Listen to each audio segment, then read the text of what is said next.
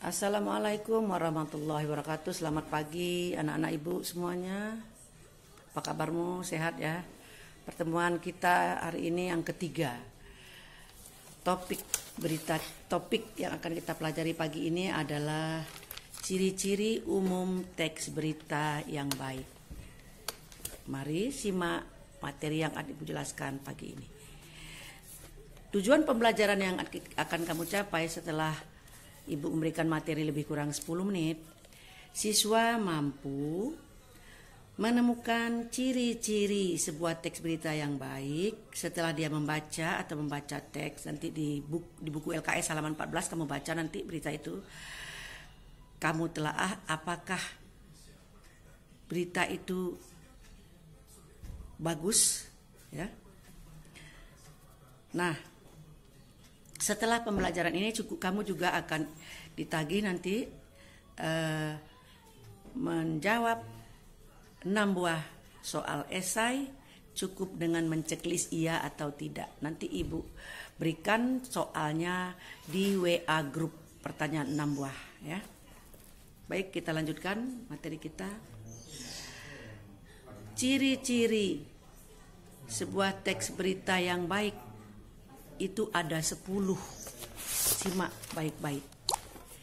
Yang pertama, berita yang disajikan faktual, artinya nyata, tidak menghayal, tidak mengarang, benar-benar terjadi. Yang kedua, berita yang disajikan aktual, artinya baru, hangat, tidak berita basi. Yang ketiga, berita yang disajikan berimbang, tidak memihak. Misalnya kamu baca berita tentang ricuhnya pembagian penyaluran BLT COVID. Kamu tidak boleh berpihak kepada pemerintah, kamu juga tidak boleh berpihak kepada rakyat. Ya. Yang keempat, lengkap mengandung pokok-pokok berita 5W1H. Yang kelima, berita yang disajikan menarik. Berita yang menarik itu seperti apa, Bu?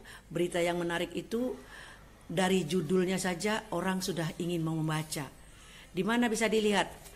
Misalnya kamu baca sebuah koran, ya, kamu tidak perlu membaca keseluruhan berita, cukup dilihat dari teras beritanya. Ada satu buah paragraf yang tebal tulisannya, itu bisa dilihat dari situ, ya, dari teras berita itu. Yang keenam, disajikan secara sistematis, artinya berurutan, tidak melompat-lompat. Ya. Yang ke-7, bahasa yang digunakan mudah dipahami. Jangan terlalu banyak menggunakan istilah bahasa asing yang membuat orang tidak paham, tidak mengerti. Judul berita mewakili isi berita, tergambar di situ. Sumber berita valid, dapat dipertanggungjawabkan. Yang ke-9. Yang terakhir, yang 10, bersifat objektif. Oke, itulah ciri-ciri umum teks berita. Untuk lebih mudahnya kamu memahami materi ini, kamu bisa baca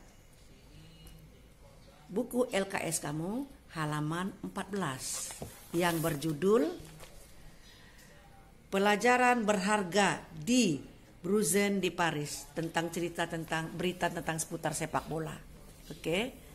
Pertanyaan 6 buah esai akan ibu kirim melalui WA grup. Mudah sekali. Kamu hanya menelaah apakah teks berita di LKS halaman 14 itu sudah memenuhi ciri-ciri teks berita yang baik dan sempurna. Cukup kamu menceklis, nanti ada tabel. Cukup kamu menceklis, misalnya begini, contoh. Bacalah teks berita di LKS halaman 14, kemudian untuk menguji apakah berita itu memenuhi ciri-ciri teks sebuah berita, maka kamu cukup memberi tanda ceklis pada tabel yang akan ibu berikan melalui WA group.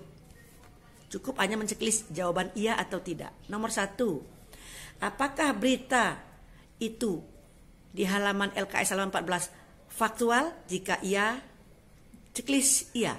Jika tidak, ceklis tidak. Oke?